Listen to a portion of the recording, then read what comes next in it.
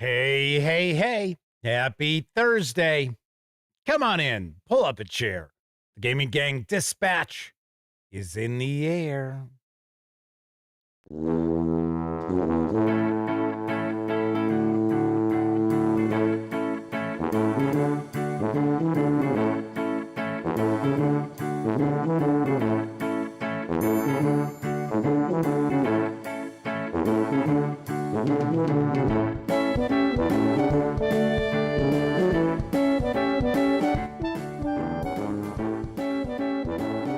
Howdy, gang, and welcome once again to the Duct Tape Studios. I'm Jeff McAleer, your host, here at the Gaming Gang Dispatch, brought to you by Monolith Board Games and their Mythic Battles role-playing games, which we will talk about in just a few moments. But tonight is Thursday, March 26th, 2026. 26s are wild. This is live stream number 1305.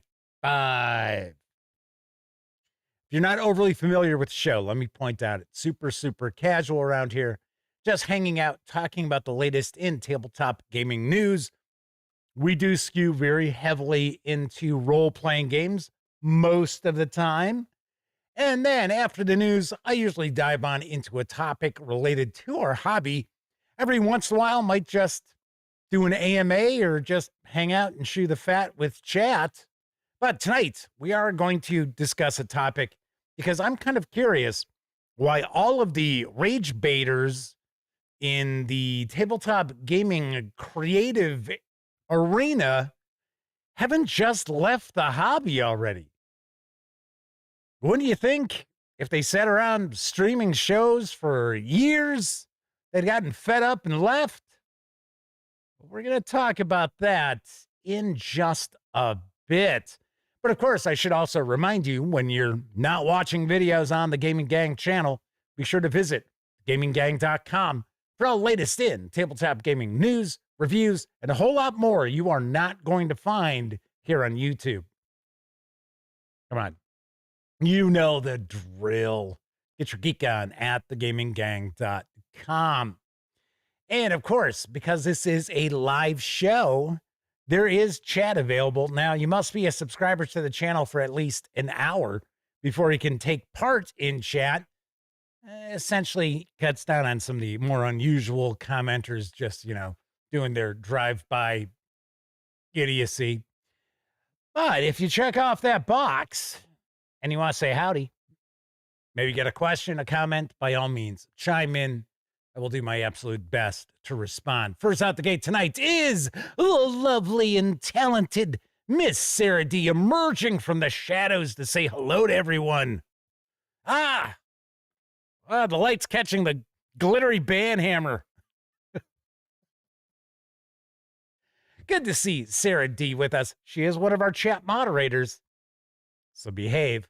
Bard the Bear Wolfson, Danny W. Gable, the Madman, our other chat moderator, is with us, as is Chris Lundgren.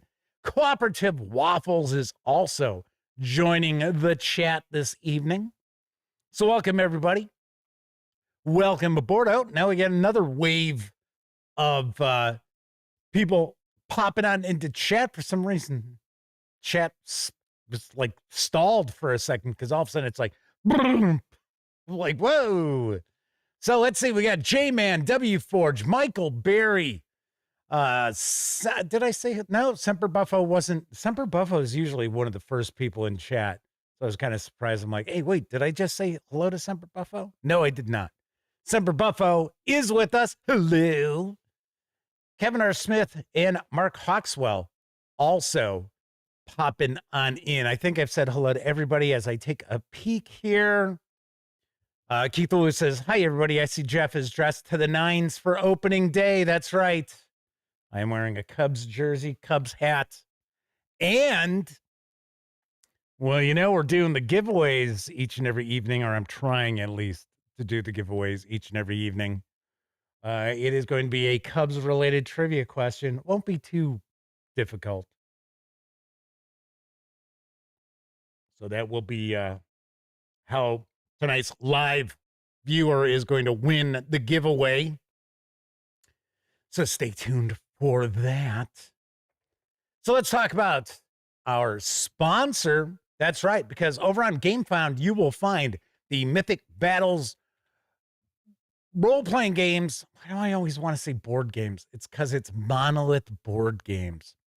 I'm telling you. I'm telling you. Anyway, you'll find the Mythic Battles role-playing games, Pantheon and Ragnarok. Here's a lowdown from the aforementioned Monolith board games.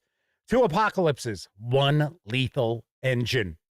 Mythic Battles role-playing games bring the acclaimed board game universe to tabletop role-playing with 2 standalone core books, Pantheon, a Greek post-apocalypse, and Ragnarok, a Norse survival fantasy.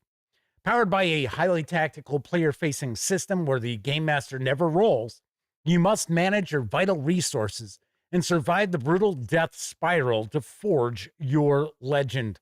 Fully written, beautifully illustrated, and shipping in less than a year.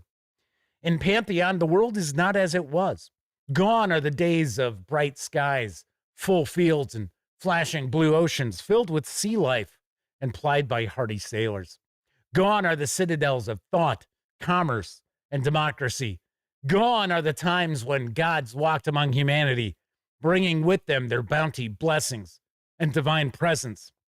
Gone, all gone. No turkey sandwiches, no turkey soup. Gone, all gone. I figured, okay, this is the last time I'm doing the ad here. So every time I see the, gone, this is gone, it just comes to that. It's always lurking in the back of my head. So I had to unleash it. I did. I had to. In Ragnarok, the cold of the northerly wind sweeps across the world. Crops wither and die. Brother fights brother, and the skies darken as the warring gods shatter the earth. Ragnarok approaches. And you are a champion of the gods, summoning your courage to grip your sword with a fire in your eyes, to serve your divinity until death and beyond. Welcome to the world of Mythic Battles role-playing games and the evolving stories of the end of days. If you're kind of curious about the role-playing games, I did a preview video. It's about a half hour in length. Kind of dive into a lot of aspects of these 2 independent core rulebooks. So if you're more interested in Ragnarok, you pick up the Ragnarok book. If you want more Greek mythology, you go with the other book. It's Pantheon. Kind of funny, I was kind of surprised it wasn't Pantheons, but it is Pantheon. I guess that would be correct, though. Regardless, you can reserve a copy of either hardcover with its accompanying PDF for a pledge of 55 euros. You can grab both in print with PDFs and extras for a pledge of 115 euros through April 2nd.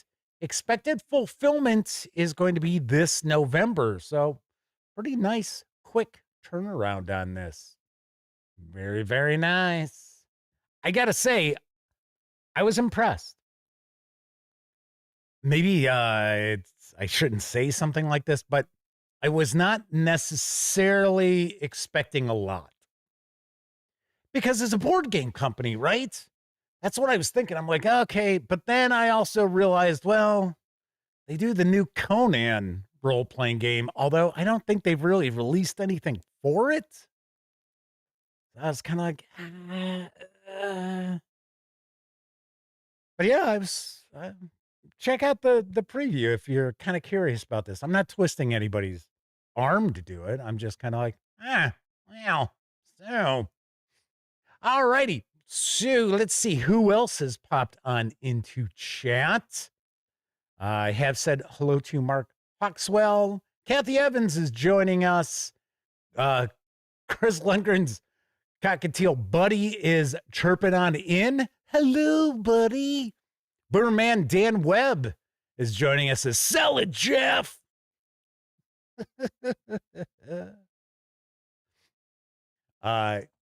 So wait a second. Chris, what was Chris asking about that Kevin had to respond to? Maybe Chris thought the news was starting already and I was repeating a news piece, but it is not. This is our sponsor. It's been our sponsor for a couple of weeks. They're also our sponsor over on the website for a little more. No, actually, it's exactly a week. Because a week from today, I do believe, is April 2nd. So there you have it. James Mitchell is with us in a secret nickname capacity. Reading 8 has also joined the fray. All right. So there you have it. Very, very nice. So James says the system for the new Conan is pretty neat. I wonder if they also did the same thing with the Conan role-playing game, because they do have the board game. Did they kind of utilize some of the same mechanics for that? Don't know. Cooperative Waffles says, ouch, 150 euros is up there. It's 115 if you want to get both with the extra goodies. There are a lot of various different pledge levels, I will say. All right. Yeah, so there's our sponsor. Big thank you to Monolith Board Games for sponsoring us and asking me to do a preview video for the Mythic Battles role-playing games that just don't roll off my tongue when I do the little promo beginning of the show. James says, no, it's a new system. It's different from the board game. Nice. Very nice. Cooperative Waffle says, beware the sponsors of March. Well, the Ides have passed, so we don't have to worry about that anymore. All righty. Shall we jump on into the news? Because probably the biggest news piece of the week is at Adepticon 2026. The curtain was pulled back on Warhammer 40K's 11th edition, confirming months of Games Workshop speculation and ushering in the next evolution for one of the world's most popular miniature war games. Following the release of the 10th edition in 2023, the new edition continues the game's roughly 3-year update cycle. Yes, for the complainers out there who are like, oh, didn't they just have a new edition of Dungeons & Dragons 10 years ago? What's this 5e shit? Be happy you're not a miniatures gamer, because it's like every 3-4 years you got a new edition. But this one's a little bit different because designed to refine gameplay, rebalance factions, and advance the ever-expanding narrative of the grimdark universe. It's a familiar war zone as well, because Armageddon burns again.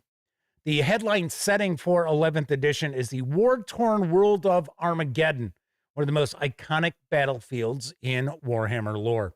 This time, the spotlight falls on a brutal clash between the Blood Angels, Space Marines, and the Savage Orcs, particularly speed-focused warbands. The launch box, revealed alongside a cinematic trailer, centers on this conflict, reinforcing Armageddon as the narrative core of the new edition. The return to Armageddon isn't just nostalgia. It signals a thematic shift toward large-scale, grinding planetary war, arguably the essence of Warhammer 40K's identity. Keep in mind, this is an evolution, not a revolution.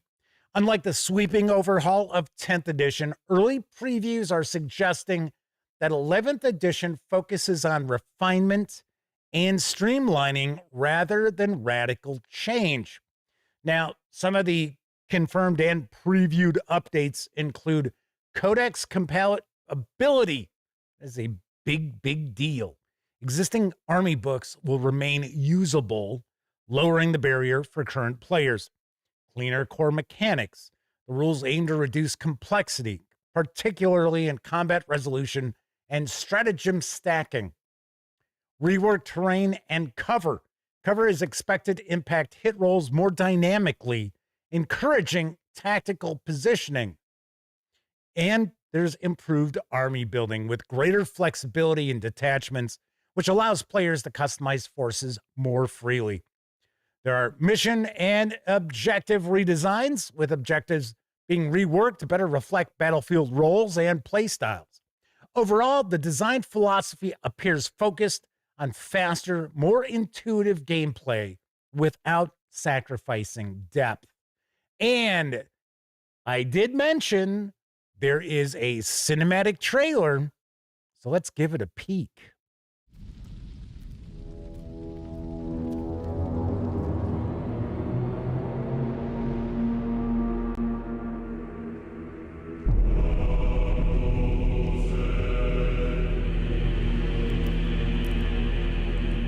Armageddon, the war world.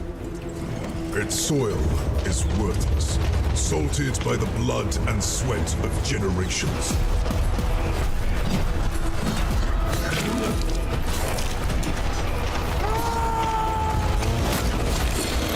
War is all that remains.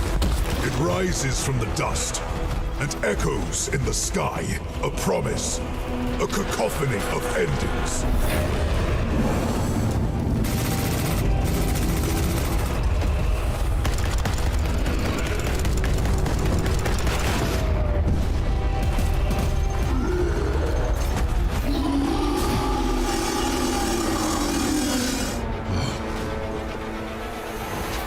Sanguinius' sons, angels of death. We belong here.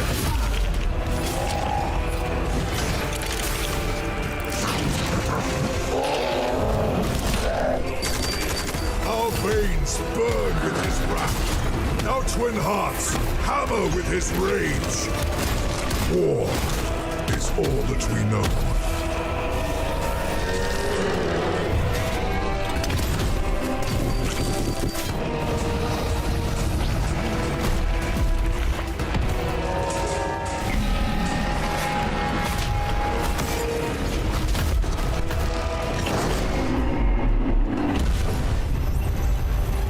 This world must hold.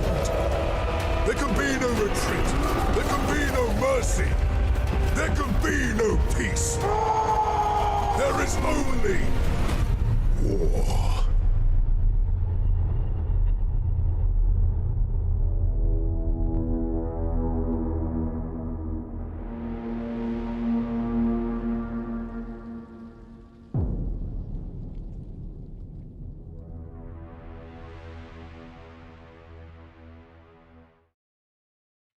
There is no specific launch date yet. It's supposed to be June 2026. Delays could push it to July. You never know. No MSRP information on the Armageddon starter box, anything like that. I'll probably bring news of it to you when it's on the horizon. So I'm sure that this is creating a little bit of a stir in chat. Jeff sold out, man. He's sold out. He's sharing news about Warhammer 40K. I do from time to time. I got to be honest. I love the sculpts from Games Workshop. I just do not like their pricing policy. They used to treat retailers like shit. I don't know if they still do that. But if you were, you know what? I would take a guess. They probably don't treat retailers as badly as they once did because you don't have all that many Warhammer stores around anymore. So let's see. A few people have popped into chat. We've got Delaney Alyssa back once again. Thanks for returning. That they came back to hear this subject. Of course, it's about the rage baiters out there, not the Warhammer 40K edition. Ravenclaw has also popped on in, said, no, the real big news from Adepticon is the upcoming new Battletech core rulebook. And we over here at Battletech update the rules every 20 years. Sorry, hate to disagree with you, but no, the Battletech news is not the big news from Adepticon. It is this. And let's be fair, Battletech has so many splat books that they've released over the years. They have turned off far, far too many people. I mean, there's more splat books out there for Battletech than there is for Warhammer 40K. But I don't have any issue with Battletech, really. All right, so let's see. Bamboozle Great Crowd says a heartbreaker opening day. That wouldn't shock me. I'll be honest, though. I would maybe, depends on what the MSRP on this would be. I would consider maybe splitting the cost with my nephew Cameron. And, you know, maybe I would take on, you know, painting up the orcs or whatever. Funny enough, you know, if you follow the show, you know, my nephew Cameron has picked up painting miniatures. He's getting better. You know, I think part of it is that younger people nowadays, they just want to get through stuff, right? They you know, they just hurry up. And, you know, to paint miniatures like you're seeing right now, that takes time. So his minis have gotten better. I'd like to teach him, and his girlfriend's now painting miniatures, and his other friend is painting miniatures. They're all getting together. I'm considering maybe seeing if they're painting miniatures on Monday and popping on over there to help them out, show them some tips. Because I don't think, well, I know my nephew doesn't really understand the concept of like a dry brush, using inks, giving things a wash, stuff like that. But yeah, what we can say. I will also be very honest. I think I'm more excited about the Dawn of War 4 coming than the new edition of Warhammer 40K. Cooperative Waffles says, get those loan documents in order. Ravenclaw says, new MSRP is arm and leg. Although Ravenclaw says, that reminds them, they really need to get a Wrath and Glory game together. And also pointed out Blood Angels again. Let's see. Mr. Liptific has also popped on into chat.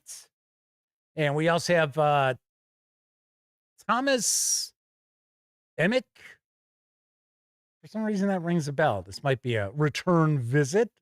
CD-ROM 86 might be a brand new visitor with us in chat. Welcome aboard. Said they would probably play more of the 40K RPG than the war game. Well, you got a couple to choose from and a third on the horizon. A lot less money invested. Yes, I agree. I do agree. If we're going to talk miniatures for a sec, I would personally say I am probably far more interested in games that are figure agnostic than, because, you know, Warhammer 40K, you got to have the Warhammer 40K figures. I do understand there are a lot of people who are hoping for the return of certain units to legality, I guess we will say. I guess the land speeders are coming back. So I guess people are excited about that because they've got the land speeder models. They're collecting dust. Harvey Chuckles has popped on in, said they're so disappointed with the 1-to-1 fig to troops ratio in Warhammer. Yes, I have had people argue with me that Warhammer 40K is skirmish level. When you can have up to 150 figures on a side, that taints skirmish level in my book. To me, skirmish level is 20 figures or less on a side. But, you know, what the hell do I know? What the hell do I know? Mr. Liptipic says that totally figure agnostic. They're playing a lot of historical war games. They don't have to buy the miniatures each time. They look at another set of rules. I'm with you on that. I painted thousands of 15 millimeter American Civil War miniatures in my day. Always liked historical miniature games. All right, let's keep rocking and rolling because my friends over at Kobold Press are celebrating 20 years. I've got the skinny on the anniversary. Kobold Press is celebrating its 20th anniversary this month, and the centerpiece of the celebration is Kobold Con 2026, the free 3-day online tabletop convention, which is this weekend, March 27th through the 29th. So yes, it starts tomorrow. Kobold Press thought this might be a good fit, so wanted to let me know about it so I could share it with you. There's a lot of stuff that's going on for Kobold Con. Here's some of the highlights. At 9 o'clock Pacific tomorrow morning is the Kobold Showcase. It's a live streaming event. It's going to feature new product announcements, first looks, and previews of upcoming Kickstarter campaigns. There's panels and AMAs, including a Pirates and Plunder developer AMA. That is one of the Kickstarter campaigns. It is Campaign Builder Pirates and Plunder. And then there is also Hastening Doom, which is an adventure. I think it's supposed to be like a mega adventure. You'll have online organized play. So there are open signups for players across multiple systems and adventures throughout the weekend. There is a charity actual play on Sunday. It's a live Riverbank RPG session with Mage Hand High Five. Not sure who that is, but it's somebody. There is also a sale going on. It is a special anniversary sale. And once again, as always, if you want to find links to any of this, swing on over to thegaminggang.com. I've got a news piece. It's going to have all the various different links for the different things that are going on with the sale, Kobold Con, actual first looks at the 2 crowdfunding projects. One, I think, if I remember right, is Backer Kit. And then the campaign builder is Kickstarter. Thought that was kind of odd. Maybe Kobold Press is kind of dipping their toes into other crowdfunding platforms. That is a possibility. Well. All right. So, Bamboozled Great Crowd asks if I'm going to C2E2 in Chicago. No, I'm not.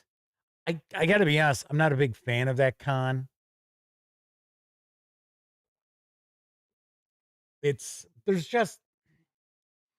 So we don't really cover as much comic book stuff as we once did. So we still have the Sunday comic news, what's coming from the various different publishers and things like that. But it's like, if I go, for one, my brother's going to be out of town. So right there, it's kind of like he's the one who goes to C2E2 because he's a collector. So I don't care for their, vendor area. I think it's pretty lackluster. A lot of stuff where it's like, oh, it's somebody selling stickers. It's like, okay. Oh, look, and there's another one selling stickers. I don't know. I'm not going. There you go. There's your answer. I used to go when Reed Pop would send us press passes, but they haven't done that in years now. So, nope. Sadly enough. I think my nephew is going, though. Moving right along to our next news piece, an updated edition of Old School Essentials. The Rogues Gallery 1 is now available. And here's the latest from Necrotic Gnome. A selection of 21 pre-generated first-level characters for use in all old-school campaigns. Perfect for one-shots or for quickly introducing new players. You'll find various character types like the cleric, the dwarf, the elf, the fighter, the halfling, magic user, and thief. One of each alignment, lawful, neutral, and chaotic. Get character portraits, and they are all illustrated by the fabulous Sam Mamely, a.k.a. Skullboy. Inspiring character backgrounds Includes notes on each character's history and quirks for role-playing inspiration, as well as full equipment because all characters are equipped ready for adventure with a full complement of arms, adventuring gear, and flavorful personal oddments. You've got your class abilities. Each sheet also notes the abilities of the character for easy reference.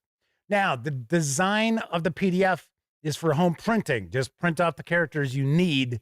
There's one on each page. Also, alongside the PDF, you can receive this Rogues Gallery printed on tarot-sized cards. So if you want to get the tarot-sized cards with the PDF, you can do so over at Drive-Thru RPG for $10. If you want to just score the PDF, it is $5. And this is our giveaway for tonight. Dun, dun, dun. That's right. This was just updated earlier. No, I'm sorry. Not earlier this week. It was late last week. So this is a new updated for 2026 Rogues Gallery for Old School Essentials and essentially, no pun intended, any other OSR role-playing game. Kevin R. Smith says, pre-gens for OSE is an obvious seller. The fact that there's no standard array makes pre-gens more time-consuming to create. W. Ford says, they heard one of the comic book grading companies is shutting down. I would take a guess it is not going to be, what is it? The one that's been around forever. My brother's got books that he sends out to get graded from them. Is it CCI? Yeah, so as far as I know, it wasn't that long ago. I was at Comic-Con the year that the other grading company came out, and they were there trying to pitch people to have their books graded from them. And then rumors started floating around that, yeah, their grading wasn't as sharp as the other folks, and maybe the grading wasn't as legit. Yeah, grading stuff for collectors is kind of shaky. But if it's graded, you normally get a better, price for it than if it's just raw.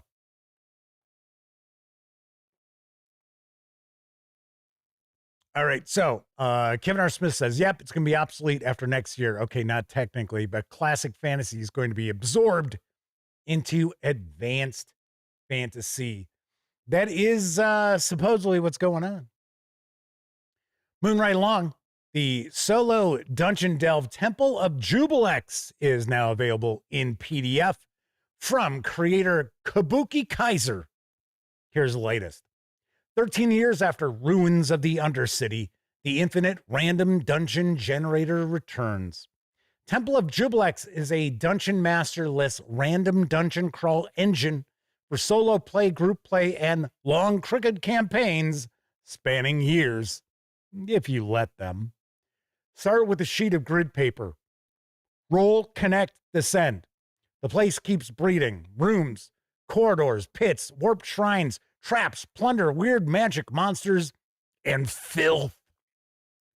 Gotta throw in that filth. Built on the many sought adventure chassis, which I shared a news piece about a few weeks ago. Absurdly compatible with classic old fantasy games.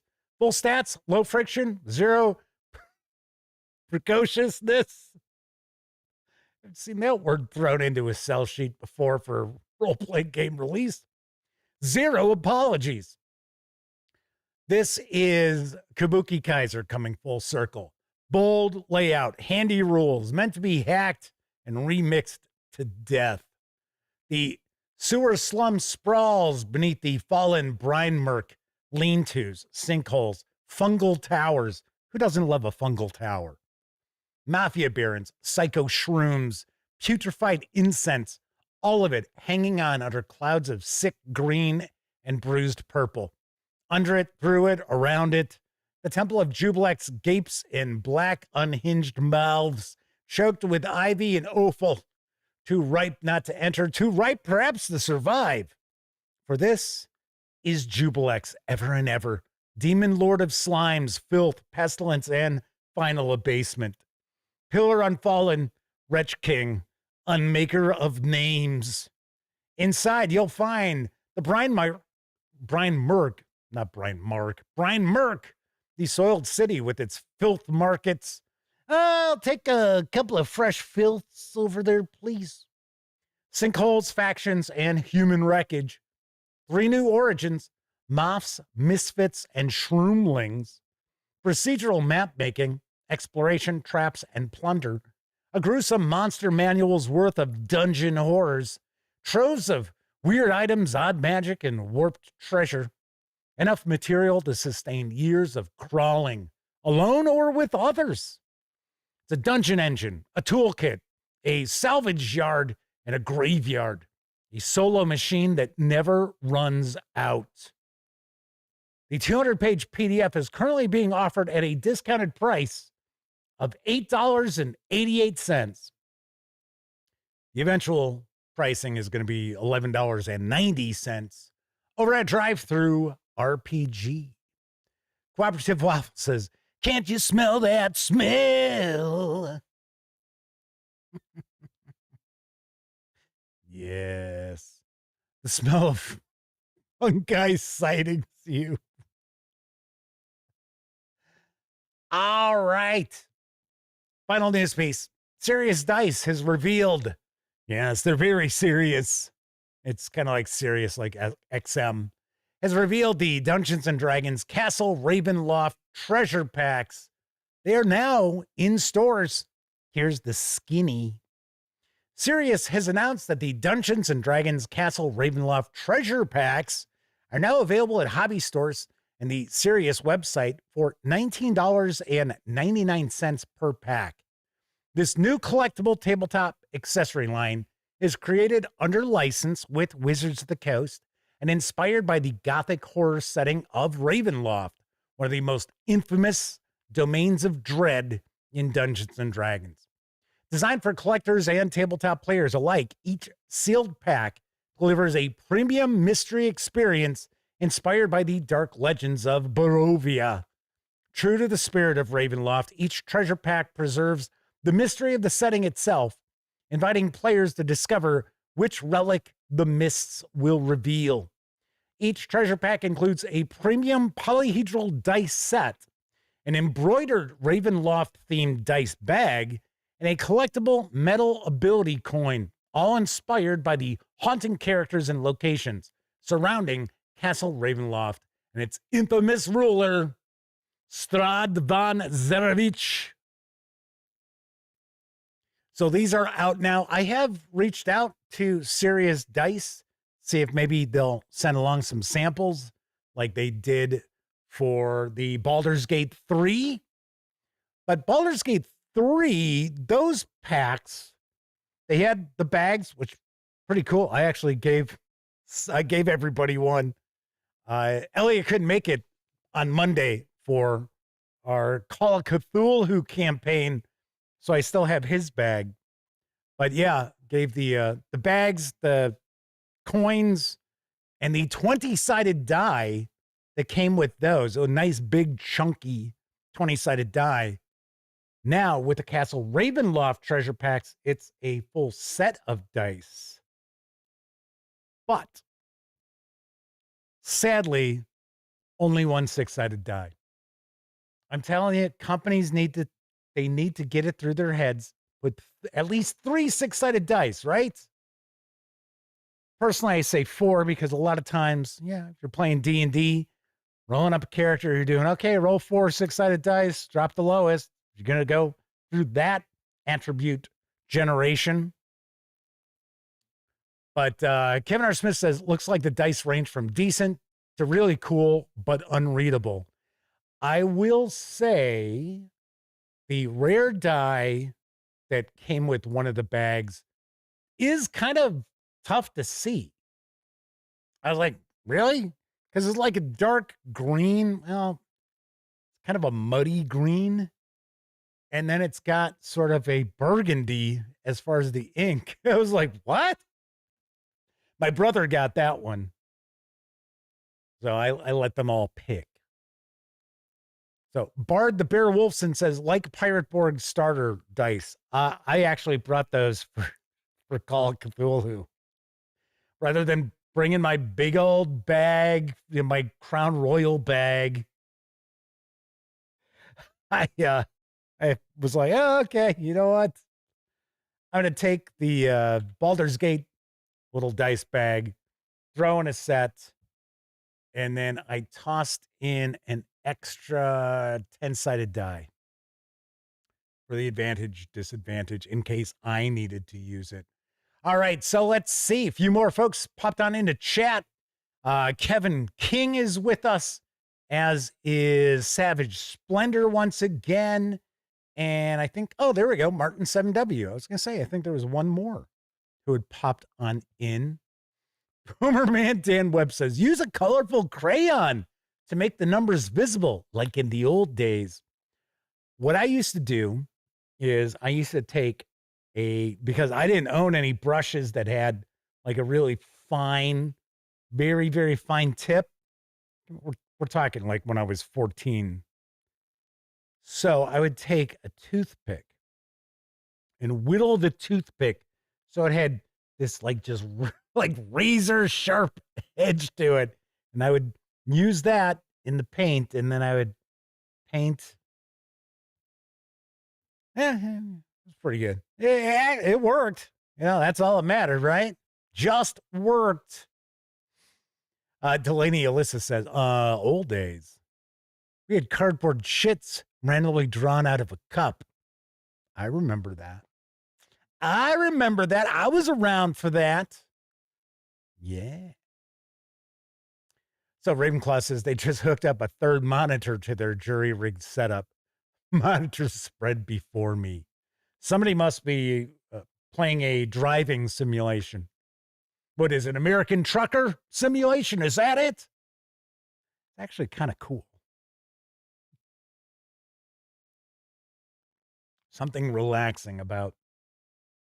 Because remember, I used to drive all across the country, so it brings back memories. But there is something kind of relaxing about playing like American Truck Simulation, or I think there's the European one, although I haven't checked that one out.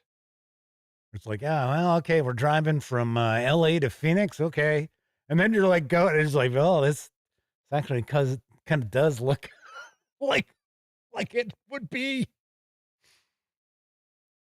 Danny Gable says, yeah, I have so many crown bags. They're great for dice. I got my crown bag long before I was old enough to drink.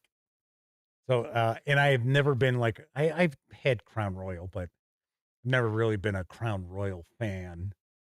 But still. All right. So that was the news tonight. I mentioned Drive-Thru RPG a few times. Now, don't forget, the Gaming Gang, thus the Dispatch, is affiliated with the One Bookshelf sites.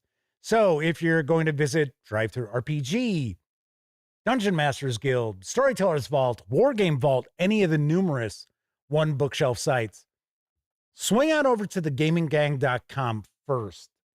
Click on one of our ads. Currently, it is a box ad on the right side of the screen as you pop on into our website. If you do that and you happen to make a purchase, I get 5% of that sale as a commission. And I swear all those commissions really do add up.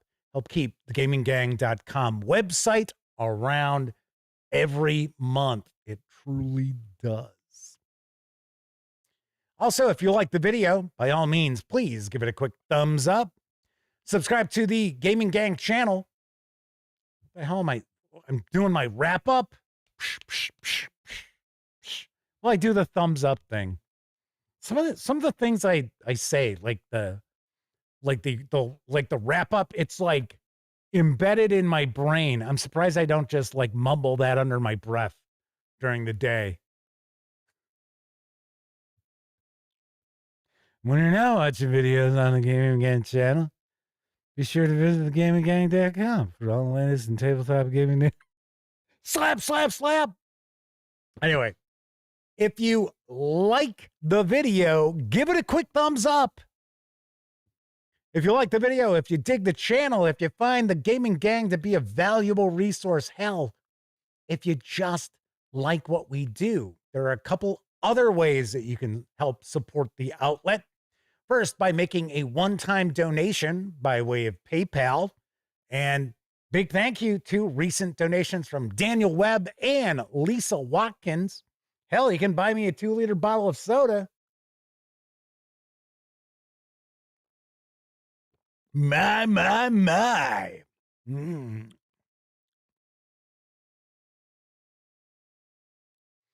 And you can become a monthly member of our Patreon. You'll find links in the show notes. Also in those show notes, you're going to find an invite link to our Discord server. It's absolutely free to sign up. So be sure to hang with the gang over on Discord. So tonight we are going to be talking about why are the tabletop content creators who are focused on hate and rage bait still even in the hobby, right? Because if you catch any of their videos, they are just steaming mad all the time. We're going to get to that in just a few moments. But first of all, I want to share the giveaway. So last night, let me jump back. I have to go get... Yeah, of course. Of course. Come on, mouse. Work. Just change the battery on this too. All right. So let's take a peek here. All right. So last night I was giving away a copy of the Old School Essentials Quick Delve number 3 against the Horse Lord. And I gave a copy away live. And now, of course, what I'm trying to do with our giveaways is give folks an opportunity to win a copy of whatever the giveaway is, because they can't watch live, right? So I want to make sure everybody gets a chance to do that. So real quick. All right, let's see. And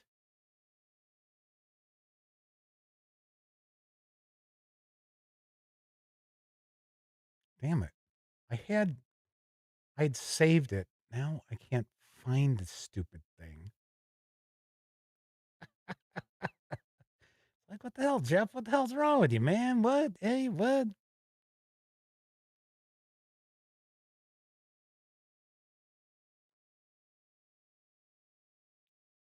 All right. I think I found it.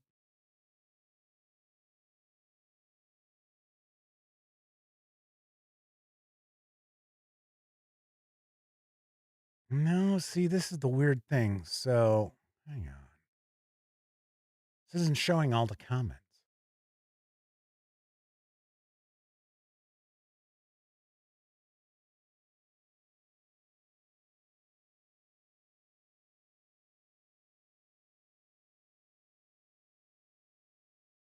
All right. I'll tell you what, I will come back to that after our brief intermission, because that'll give me some time to try to track that down.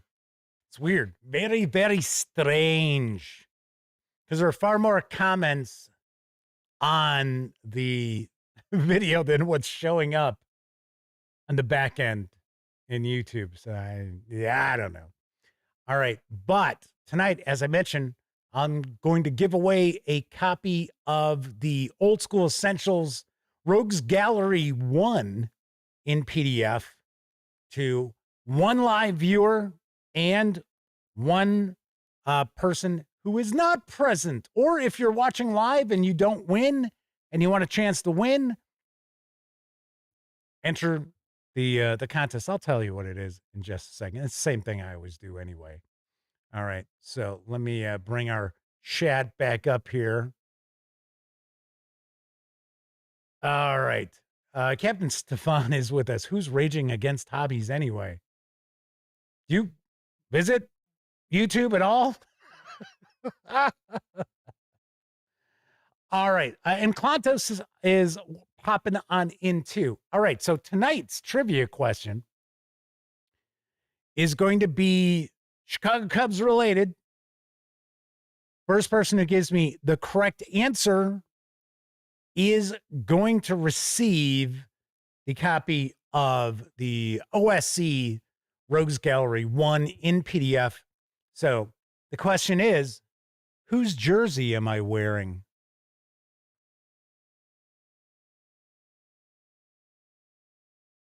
All right, first one with the correct answer is gonna win. All right, so let's see. Max Apocalypse says, when I worked at a call center, the script would randomly intrude on my thoughts at times. Ouch. Yikes. So Ravenclaw says, only 10 thumbs up. We can do better than that. Yeah. Hey, and if you're taking part in chat, I've got that little heart. You can do a little thumbs up, stuff like that. That actually counts. I guess YouTube cares about that now. Well, I don't know. Some discussion of some rain for Kevin R. Smith. Yeah, it's been raining all day here. Weirdly, there was a break in the action as far as the storms. Cubs got to play. I think they had a delay for a few minutes, and that was about it. So we got some stabs in the dark. Let's see. I know I've seen the correct answer. I'm just trying to look to see who got it first.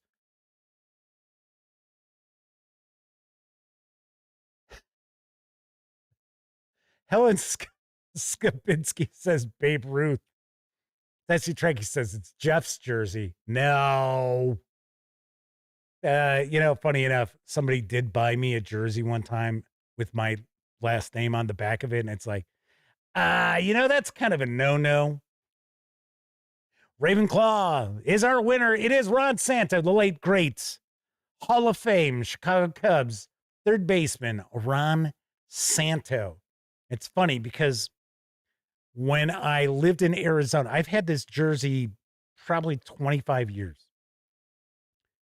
So when I lived in Arizona, I would go, the Cubs would come to town and I would go to back then they called it the Bob, but the ballpark, right?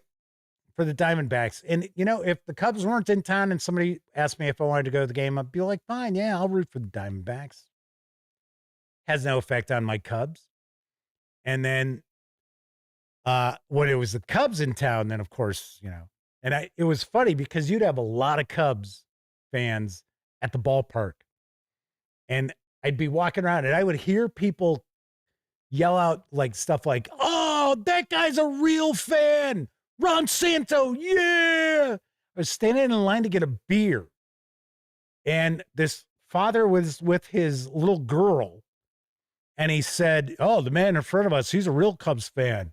He's got a Ron Santo jersey on. I was like, okay. People would come up to me and be like, oh. I'm like, okay, all right. Okie dokie. All right. So congratulations to good old Ravenclaw.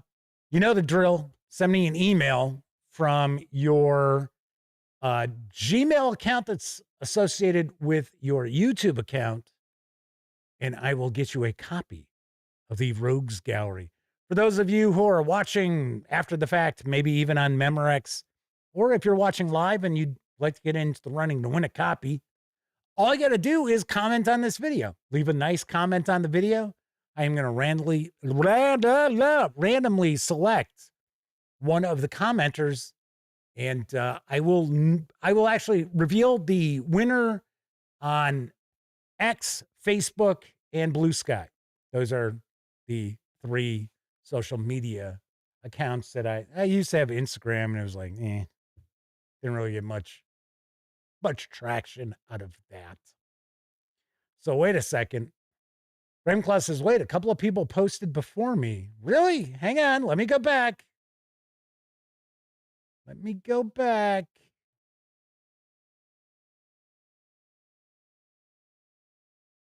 Because I saw people after you So it is, it's whoever's first on my chat window.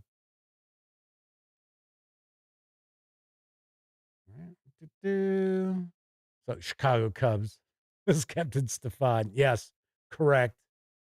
Oh, yes, my mistake. It is Bard the Bear Wolfson. I got to admit, chat's flashing by pretty quickly, pretty fast. So I think that may have been what happened. Yeah, and then I see Captain Stefan had it. Reading aid guest Ernie Banks. Not a bad guess. That would have been number 14. No, it's not Sandberg. Sandberg would be 23. The famous 23. 23 is a big deal in Chicago sports history. Anybody ever hear of a gentleman by the name of Michael Jordan? We used to run into all the time. Weird story. We'll talk about that some other time. All righty. So, as I mentioned tonight, we're going to talk about the Ragebaiters on YouTube and tabletop gaming, and why do they even bother to stay with the hobby? Right? Why aren't they long gone? Well, there's reasons behind it, and we will discuss it. But first, I think it's time for a brief intermission. And now, before the next show starts, let's enjoy an intermission. You'll find our snack bar chock full of good things to eat and drink. Tasty, tempting hot dogs, thirst-quenching soft drinks, fresh, crunchy popcorn, a complete assortment of delicious candy, and a full line of cigarettes. You've plenty of time, so visit the snack bar now. A tasty treat will double your enjoyment of the show. For your convenience, we shall keep you informed of the remaining intermission time.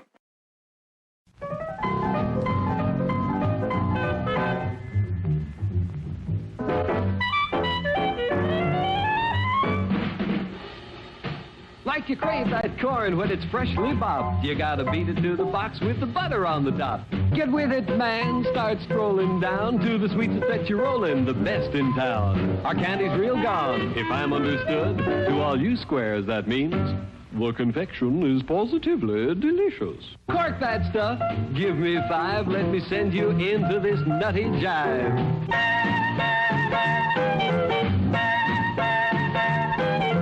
Go, man, go, it ain't very far. Shake it on down to this cool snack bar.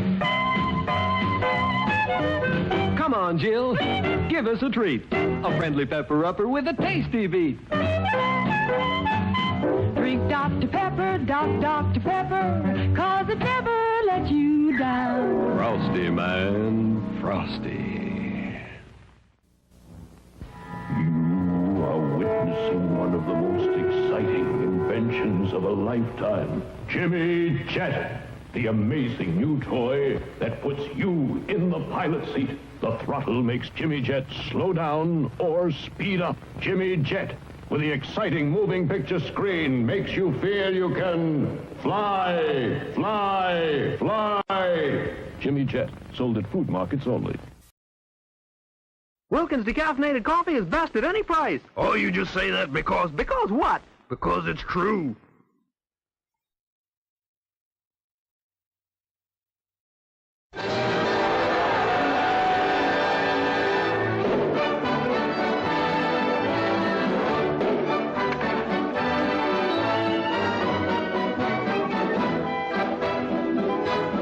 Hey, sister, you a baseball writer, too? Sure, you want to make something of it? Do they let you in the Yankee dressing room? No, and I don't let the Yankees in mine either. It's the fabulous story of a fabulous guy. His boyhood adventures as a kid from the wrong side of the tracks.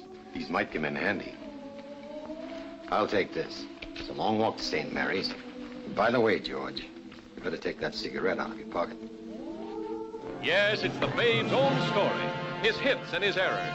His triumphs that made him the king of New York. His escapades, lusty and hilarious. His times, America's gayest era.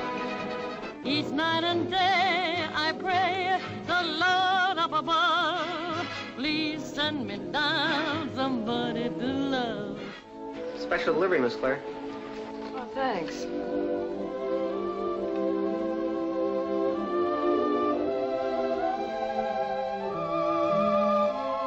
The drama of a great-hearted guy who lived life to the full and loved kids most of all. Hiya, fella. Hiya, babe. You autograph this for me and my dog? Why, sure. The Babe, who always played the game on the level. String along with us, you can retire from baseball with a bundle of easy money. If you don't hit, Babe, the Yanks can't win. Johnny, you listen to that World Series game in Chicago over the radio this afternoon. Will you do that for me? And I'll sock a home run into the center field bleachers for you. Strike two! Strike two! Babe! Don't forget Johnny!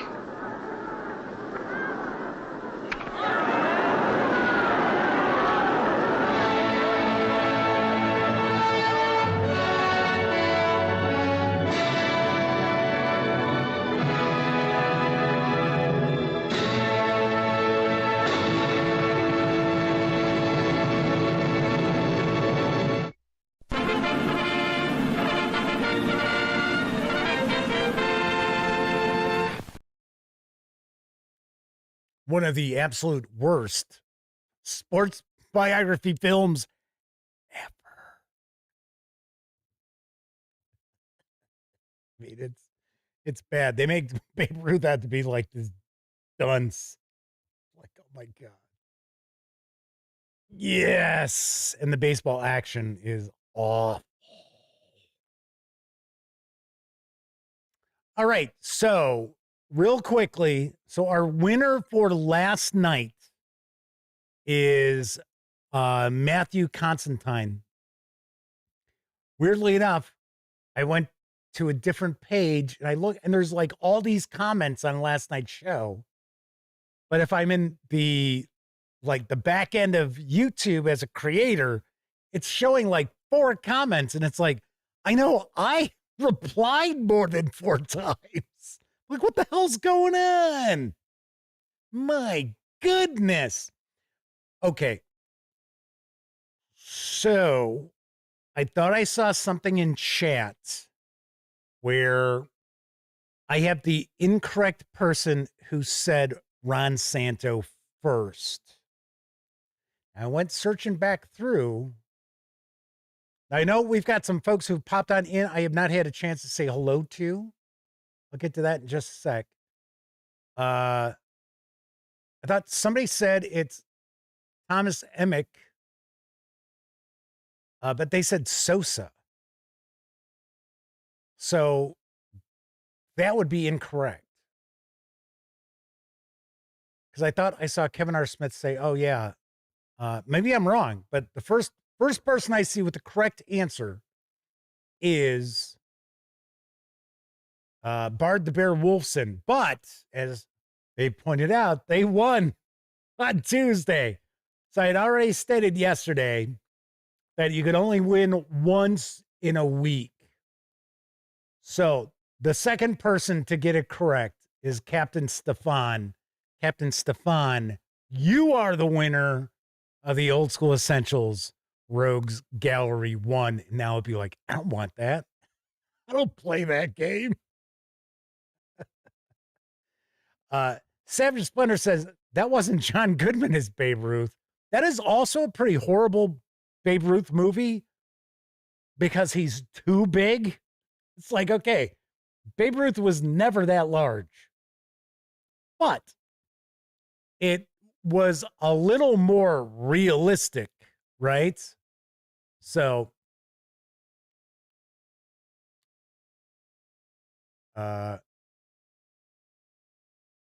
Kevin R. Smith says that was before he revealed the answer. Captain Stefan, you need to email me. So you need to email Jeff McAleer at thegaminggang.com from your email address that's associated with your YouTube account. So there you go. Yeah, Kevin R. Smith says Babe Ruth had to be fit enough to run the bases. He was actually not a huge guy early on when he was a pitcher, even like in 1920, when he was kind of transitioning to become an outfielder. He still wasn't like super big. Later on, yeah, I'll tell you right now, Kyle Schwarber, early in his career, because he slimmed down quite a bit, early in his career is about the size of Ruth. So anyway. So, yeah, if you're curious, go take a peek at pictures of Babe Ruth as a pitcher for the Boston Red Sox. And interestingly enough, he would have actually gone to the Hall of Fame probably as a pitcher. So, Captain Stefan, the email address, you can go to thegaminggang.com. You'll see there's a contact up top. You will get that. Max Apocalypse says, chat is haunted tonight. I also saw that we had Katana pop in. Welcome. Oh, there you go. Grim Shady 2, the Revengeinator, is with us. I think I might have said hello to the vast majority of people who are in chat. All right. So, Madman says, Babe Ruth's playing height and weight, 6'2". You know, they stretch that out. It's always been the case in sports. And around 215 pounds. It's like people would say, oh my gosh, look at how often he strikes out. Nothing like the players strike out now. I love baseball, but I don't like how it's gotten to this 3 outcome sort of situation here. Anyway, but we're not here to talk about baseball. But before we start talking about the Ragebaiters, I do want to say hello and say thank you to our Patreon members. So, tip of the cap to Cabal, Kevin R. Smith, Talzak, Sean O'Donnell, Herman Lutman, Gustavo Covalho, Kevin King, Game Cat, RPG Munch, Tier 2 DM, Flint Firestone, Pete Stracklich, Dan Webb, Tessie Trekkie, Agile Monk, and the Madman. So the Madman says, for comparison, they're 6'2" and 210. I am 6'1" and between 210, 215 normally. So there you go. So Kevin R. Smith points out, yes, Babe Ruth was a great all-around athlete. The reason he moved to the outfield was so they could have his bat in the lineup every day. That is correct. Is quite correct. All right. So let's talk about tonight's topic, because we kind of touched on this last night. And I scratch my head when I see a lot of these rage bait content creators who tackle tabletop gaming. They normally, from what I've seen, and I'll be the first to tell you, I do not sit there and watch this stuff. I'll have people send me an email about something and they're like, oh man, you got to see this. Or they'll send me an email saying, hey, this guy's talking shit about you. And like, whatever. Yeah, okay. But they normally will fall into the people who hate Games Workshop. It's a small portion of the tabletop gaming pundits out there. And then the rest pretty much fall into the hating Dungeons and Dragons and Wizards of the Coast. And some of these people have been at it for years now. And I wonder, why don't you just walk away? And I know the monetization aspect of it. I get that. Because, yes, I know we live in the age of anger. We live in the age of rage. Nobody can disagree anymore. They have got to just lose their fucking minds over stuff. And I'm telling you right now, it is going to put a lot of people into early graves. Seriously. But, and and I get it. It's all just trickle down from our society now. I completely understand that. And then a lot of it also trickles up into society where it's like, oh, I guess this is accepted behavior now. And it's like, no, it's really not. But there are far too many people who are afraid to say anything. They figure, well, if I keep my mouth shut, just ignore it. It's going to go away. Yeah, it'll go away. Yeah, like an impacted wisdom tooth. It'll just go away. No, it'll get worse. Jordan Etherington is with us. Welcome aboard. I think it might be a first-time visit. So, but they're asking how is tabletop role-playing even big enough to support Ragebait? Do you hang out on YouTube? It's somebody else was kind of asking about, does this even exist? It's like, how often are you on YouTube? This isn't your first visit to YouTube, right? As Pete Straklich pops on in, Ollie Sykes says they don't hate, they love it, but they don't like the direction corporations are taking it. They're passionate about the hobby. Bullshit. These aren't the ones who are afraid to say something. Also bullshit. I'll call bullshit on that, Ollie. By the way, thanks for popping on in. When somebody sits there and they just talk about wokeness, they got an agenda. And essentially, Wizards of the Coast falls into that agenda. The decisions that have been made by Wizards of Coast falls into that. So we've talked about this before. It's all about the monetization, because they know that talking about, hey, because this is the thing. I've said it umpteen times. I said it last night. I understand when people have legitimate gripes about a game system, game publisher, whatever. They have legitimate critiques.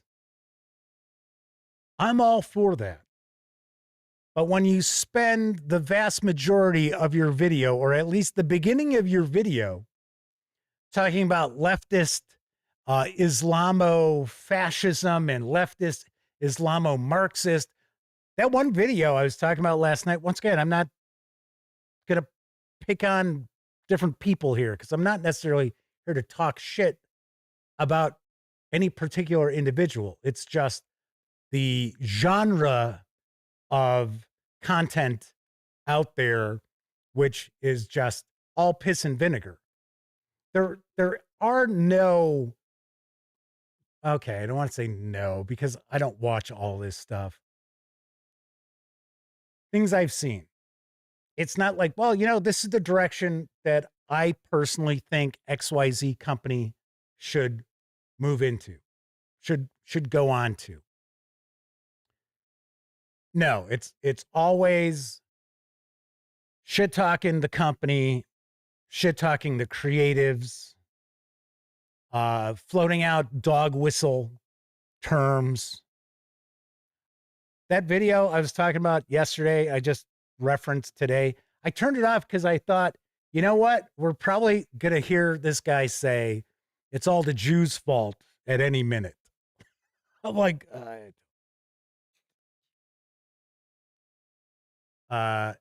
Jordan says they actually did their dissertation on YouTube videos. It's pretty ridiculous to aim so low as far as wanting to rage bait a sorta fandom. Mentioned this last night again, that our hobby is tiny. It is a niche hobby. It really is.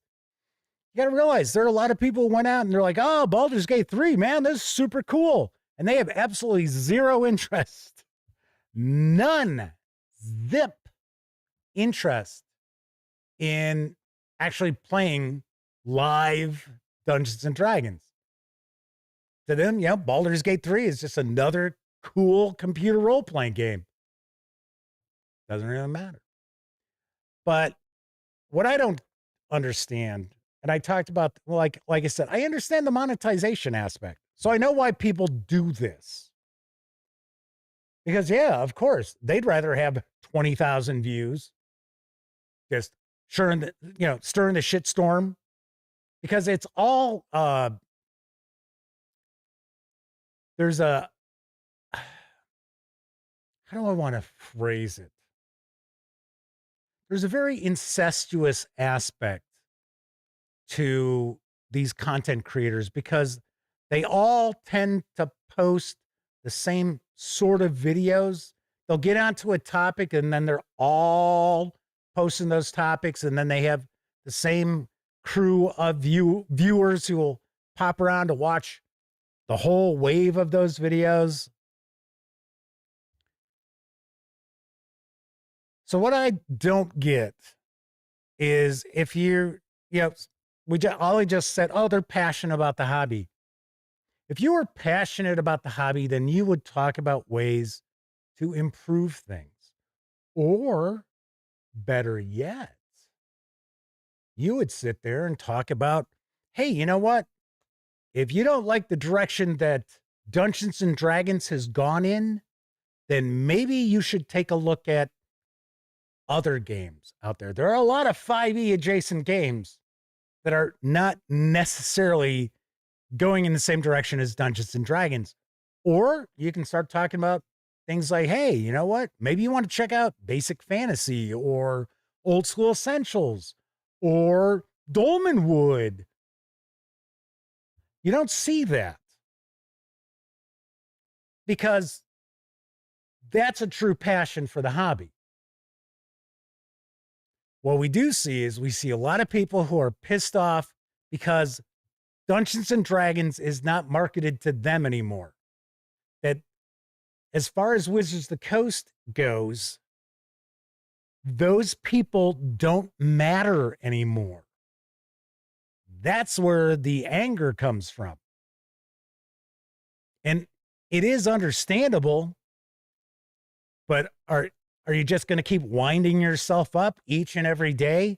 I know a lot of this stuff is kind of like Bill O'Reilly, where it's like, I say this shit in front of the camera and then, I go off and I go to see the Dixie Chicks in concert. And I tell them what a big fan I am. True story. True story. Dave S6220 says Osric 3rd edition. Bam, bingo, right there. It's free. The Player's Guide, the Dungeon Master, Game Master's Guide, absolutely free. Right? Our friends over at Troll Lord Games, Castles and Crusades, promote Castles and Crusades. Cooperative Waffles pointed that out. Ollie say, and I'm not trying to pick on Ollie. Because I assumed there are going to be people who are going to, kind of push back on what I'm saying. And I get that. I'm fine with that. Some folks will probably see this. They're not familiar with the outlet. They're certainly not familiar with me. So they won't know that they'll know I'm an old man. They'll get that. But they won't understand that, to me, everything is not black and white.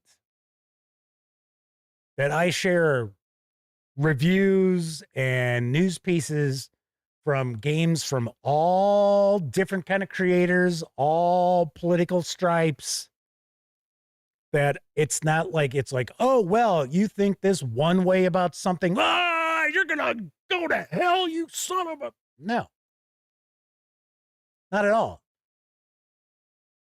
But I also think that all of the content that's out there that, like I said, I mean, if people were sitting there and they were saying, you know what, this is what I don't like about Wizards of the Coast, right? And I've mentioned this before.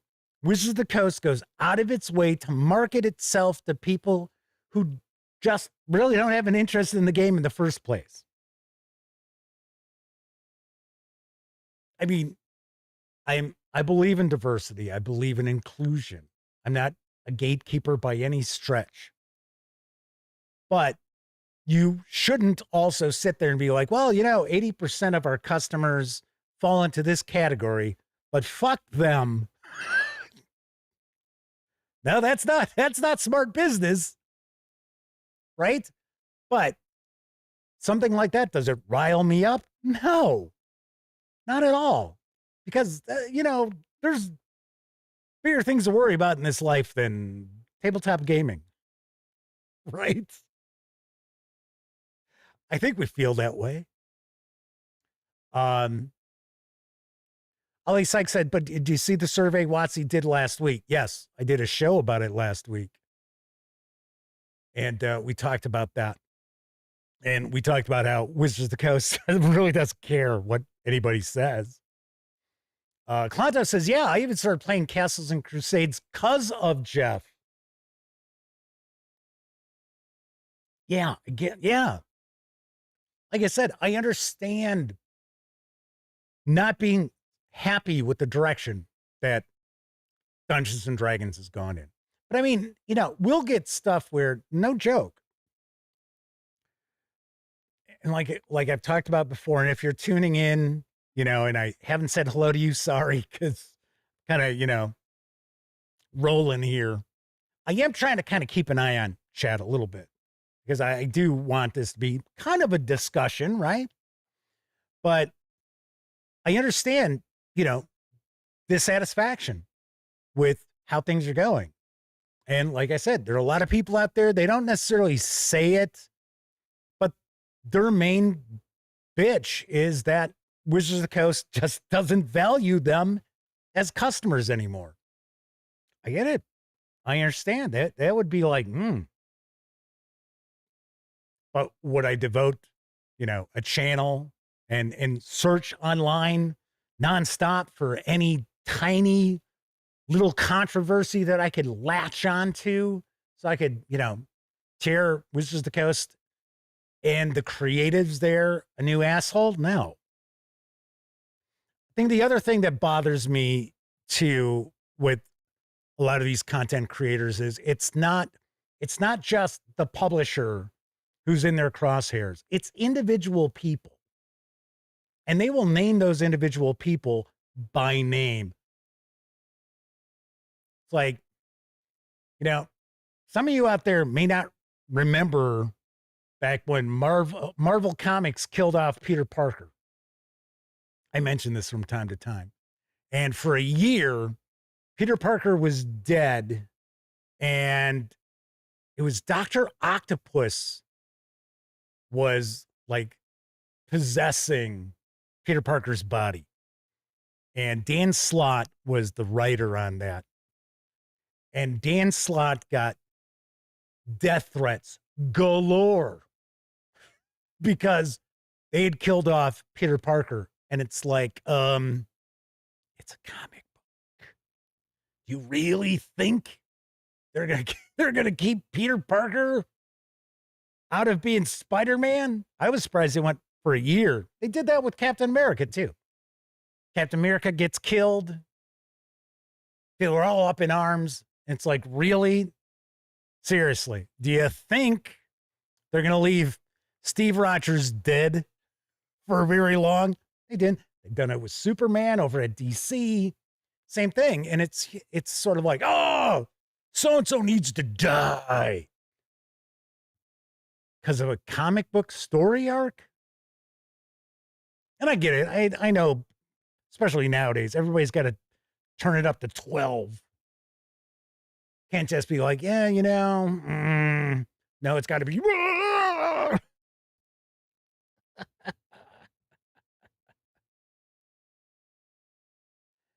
Peter Ecklich says, if you don't like it, get out of the hobby. It should apply to everyone, not just those passionate about D&D.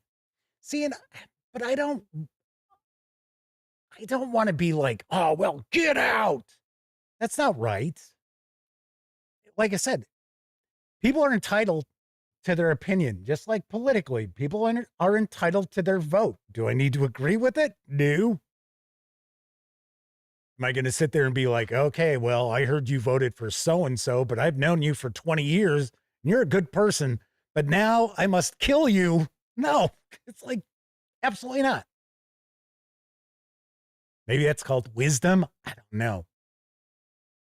Max Apocalypse says anger and its attendant chemicals are addictive. Yes, that is something else.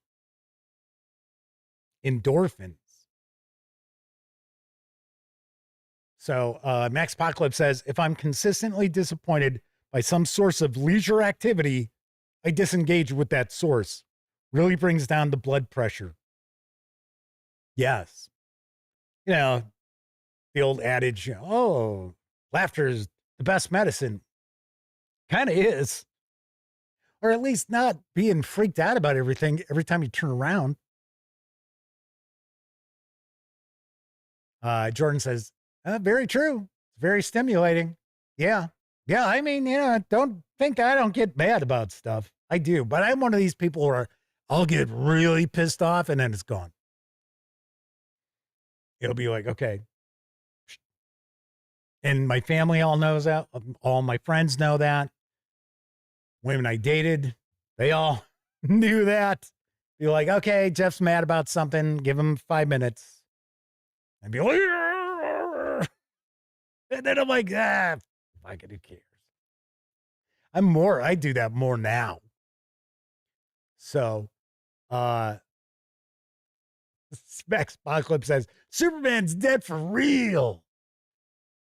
Well, they've only, I don't know. I don't follow comics as much as I once did. I think they've only killed Superman off once.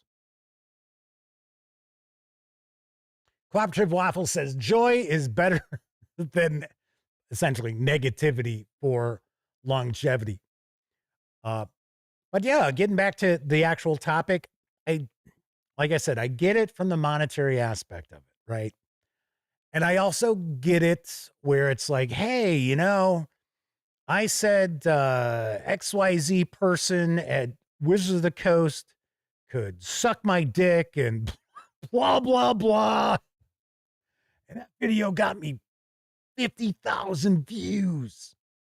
Whoa, I gotta top it this time. I understand how that operates.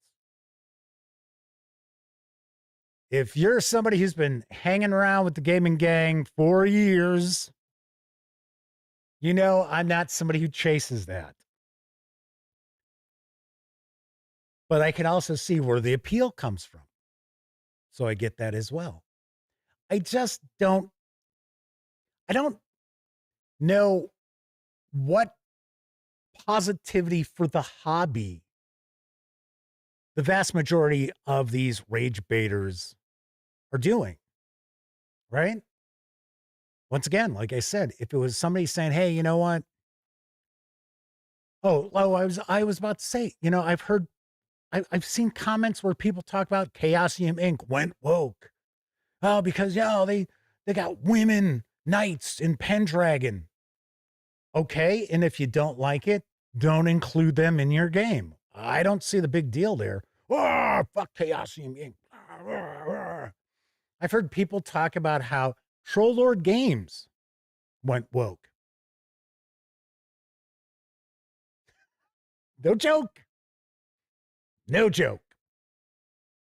And it's like, man, as I mentioned yesterday, something else that drives me nuts is when content creators talking about tabletop gaming bring in these dog whistle terms from like the manosphere and shit like that. And it's like, okay, so I know what you really want to do here. As opposed to, having a like productive idea about something.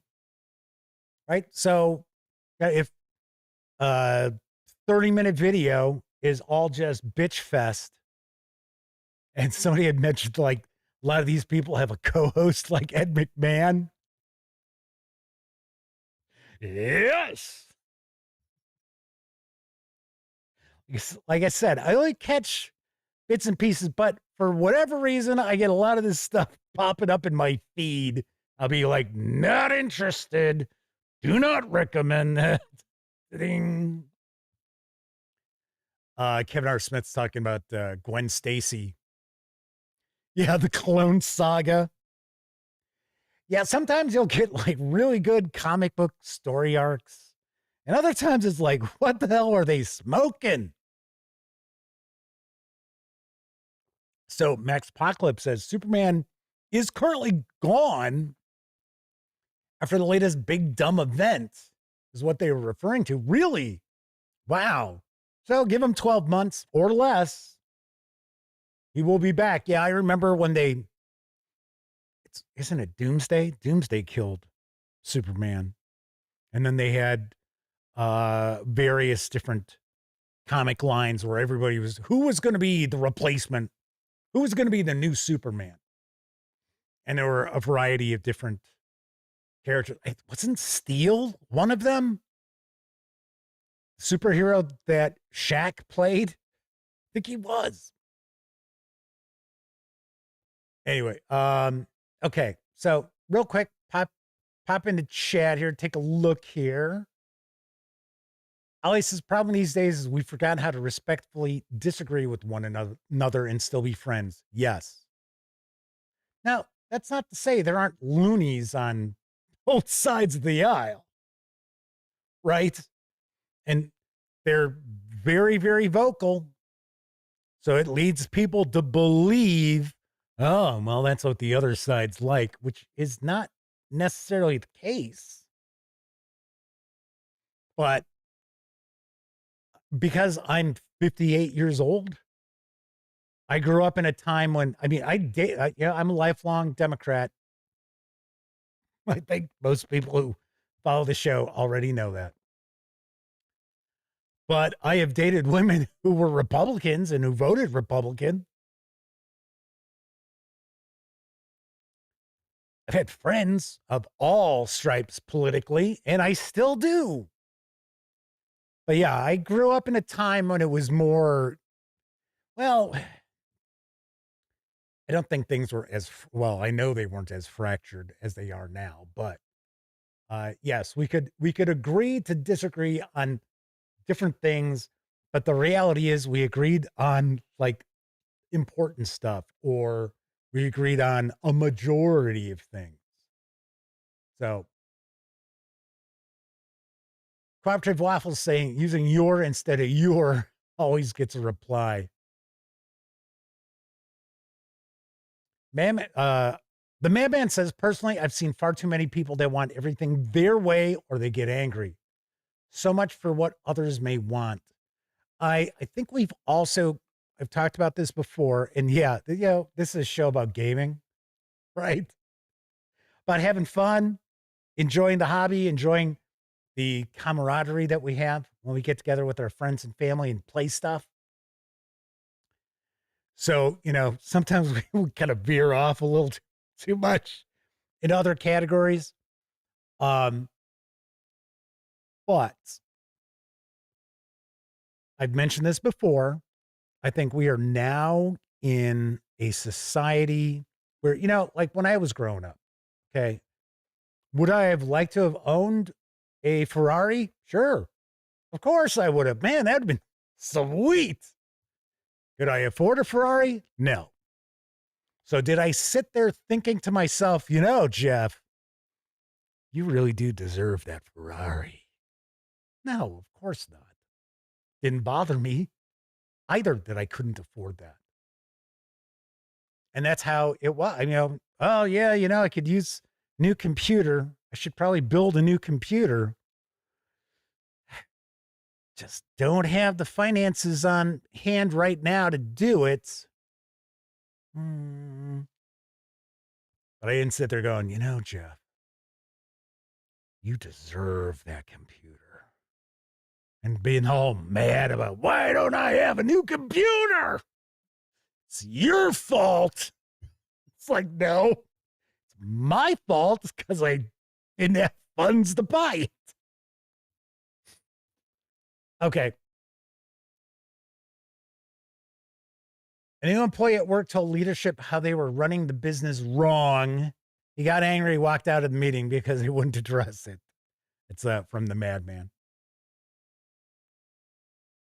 Boomerman Dan Webb says, I enjoy the creative RPG alternatives to D&D. So if...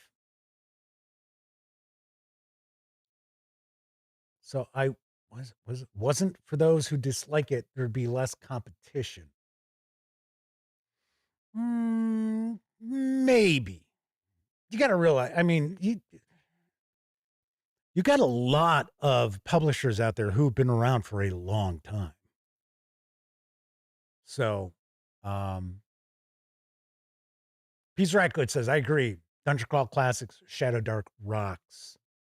Max Apocalypse says, the movie and TV nerdosphere is choked with ragebaiters who tirelessly consume but hate simply everything they watch, even if they haven't watched it. Yeah, a lot of people are like dancing in the streets because Star Trek Academy is going to be canceled after 2 seasons. And I haven't watched it because honestly, I saw some things and I was like, this probably isn't going to be my bag of tricks. So I didn't watch it. Did I tell anybody to now watch it? No. I'm like, it's, whatever. Hey, speaking of shows, The Pit is excellent. I am on to the 2nd season of it. I binged it over the weekend. Man, this show, but I was also a big ER fan for about the first 6 years it was on.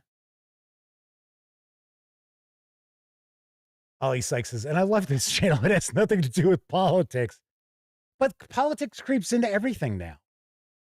That is a problem. That is a huge problem, I think. And it's like, I have family members who voted for a different presidential candidate. And I'm like, oh, yeah, okay, I get it. I can see some of their reasoning. And then other bits of their reasoning, I'm like, really? But it's not like, oh, the hell with all of you.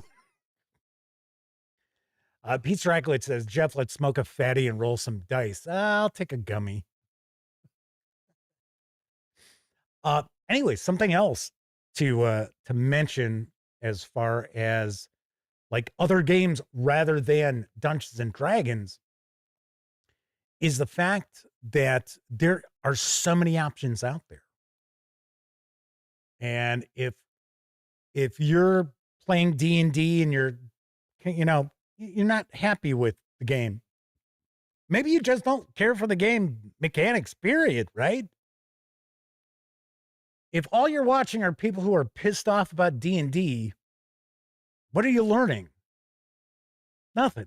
You're not learning about any alternatives or anything like that. There are some fantastic games out there, some amazingly good games out there, fantasy and otherwise, and we talk about them all the time here.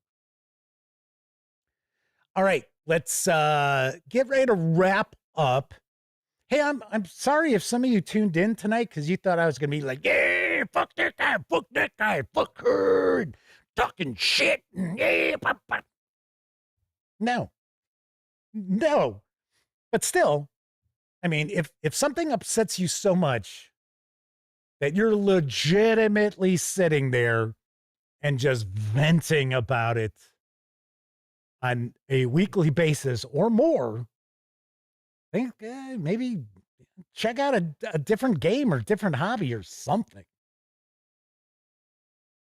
But I think many of these people are just like, well, yeah, I got 45,000 views on that in a week.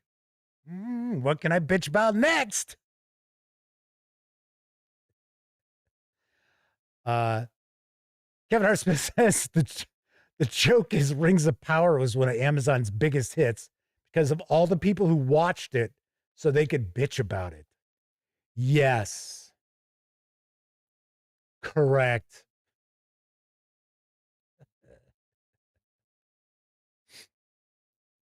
I watched, I think the first 2 or 3 episodes, it just didn't grab me. And as I've said before, if I'm watching a show and it doesn't get me in 3 episodes, then I'm out. Because there's so much out there, right? I don't have any FOMO about TV shows. I know that is something that people experience. To me, it's like, it's probably because I have to spend so much time reading that I don't sit there and be like, oh no, how did I miss this?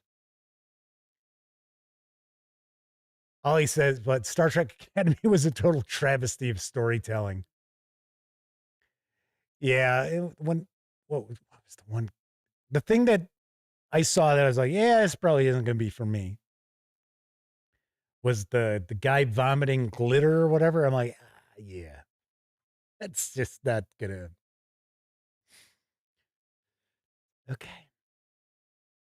Savage Splendor, speaking of good games, what are good mecha tabletop role-playing games you guys would recommend? A friend is looking for options as he wants one. Well, I know Chris Lengard would tell you to check out the Battletech role-playing game. I forget what the title of it is. Well, I mean, there's a few. You got Lancer. Lancer is a big deal. I reviewed Lancer. I thought it was pretty cool. I'm not a huge, I like mecha anime. I like mecha models. But as far as role-playing games, I've never really got into them. Salvage Union was interesting, but that is also a game that some people have some problems with politically. Got to point that out. It is on the left side of the street. So, Max Apocalypse says, I don't think Jeff could even parody a Ragebaiter for a whole stream. I just don't have that much piss and vinegar in me anymore. I mean, I will tell you what I think. There's absolutely no doubt about that. I think people realize that I do not have any fear of telling you what's on my mind. Try to be diplomatic about it. Robotech. Well, okay, so it's Palladium, which, I'm not a fan of, but with Robotech, when you start getting into the different damage types, it can be confusing. It's kind of their core rules now. But you've got like damage, then you've got like mega damage, and I know that I've heard people talk about that it's kind of wonky. It's not intuitive. I don't know. Pete Rackledge says they love Firefly. Well, I guess you're happy about the animated. Is it going to be a series or just a movie that they're going to do? Be pretty cool. All right. So Miss Sarah D says it's time for bed for her. So I think we're going to wrap this up as well. Max Apocalypse says they quit on Rings of Power 2, and yet Wheel of Time grabbed them. And then they canceled it, and Max Apocalypse life went on. I know that's something else that's kind of shitty about series. You got to say one aspect of television back in the, 60s, 70s, 80s and such, they didn't have really story arcs. They might refer to things that may have happened. A great example of that would have been Magnum PI. If you watched Magnum PI, they might reference something that took place in a previous season or whatever, but it didn't matter if you hadn't seen it. So when the network decided to cancel it, then you were like, oh, well, I enjoyed that show, but I don't have to worry about loose ends. Nowadays, yeah. And I understand that that's a thing too with people where they have a fear of starting a new series that launches because they don't know if there'll be another season to it. So it's kind of like, yeah, okay, I get it. So they're trying to make it an animated series. Yes, because somebody did send me the link to Nathan Fillion going door to door. I thought that was kind of funny. And I figured it had to be Firefly, but not something that was going to be a movie or a live action TV show. I knew it had to be, I thought maybe it'd be a series of like audio adventures from like graphic audio or something like that. I was not thinking it was an animated series, but yeah, that's cool. I watched Firefly. I watched the movie. I thought it was fine. I'm not a brown coat. I was like, oh yeah, okay, it's decent. It was kind of like, hey, if you people love this so much, maybe you should have tuned in when it was on. That's kind of the impression I get about it. Where it's like all these people are like, oh, I love that show. Oh, I watched it all the time when it was on. It's like, well, if you did, then they would have renewed it. They would have canceled it. All right, everybody. So don't forget, next week I will be off. It is my quarterly break for a week, but that doesn't mean you're not going to see videos. So you will maybe, I was going to say probably, I don't want to say that. You will maybe see a new review or maybe even a first look every day while I'm off. So expect to see a handful of videos because I've got some stuff I'm just about to shoot reviews on. I got something that I might do a first look at. I'm kind of up in the air about. And once again, if you are interested in winning a copy of Old School Essentials Rogues Gallery 1 in PDF from Necrotic Gnome, by all means, share a comment in the comments section. So, few rules. Number 1, you got to be a subscriber to the channel. Number 2, do me a favor, give the video a thumbs up. I know I can't tell if you do or not. You know, please do that. And then leave a nice comment. Yeah, a comment that says something, right? Not just like, first. Those don't count. Ollie Sykes says, thanks. Love the channel. Keep doing what you're doing, even though we disagree sometimes. Well, thank you very much for watching. Like I said, you know, I'm an old guy. So I understand no one's going to agree with me on everything. All the people in my life do not agree with me on everything. And that is A-okay with me, and it's A-okay with them. All right. So I see Heckavan45 was with us in chat. Thank you very much for hanging with us. All right. So if you were watching live, thank you very much. If you watched live and took part in chat, tip of the cap to you, because not only are you keeping me company, you're also keeping each other company while I'm sharing the day's news or kind of on a roll with a topic or whatever. So thank you very much. But of course, I know a lot of folks out there, you don't have an opportunity to watch live. Doesn't matter if you're watching live or on Memorex. Much appreciated. You take time out to watch any of the videos here on the channel. Of course, when you're not watching videos here on the channel, be sure to visit thegaminggang.com for all the latest in tabletop gaming news, reviews, and a whole lot more you are not going to find here on YouTube. You know the drill. Get your geek on at thegaminggang.com. Everybody enjoy the rest of your week. Enjoy next week. Remember, I will be back. I'll be back.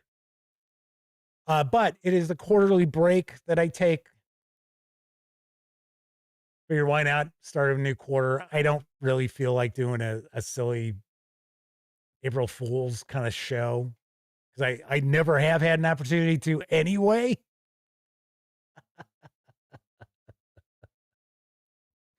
No, never have. It's like, wow, I've been doing this how long now? Years? And for whatever reason, April 1st just didn't roll around to do a show.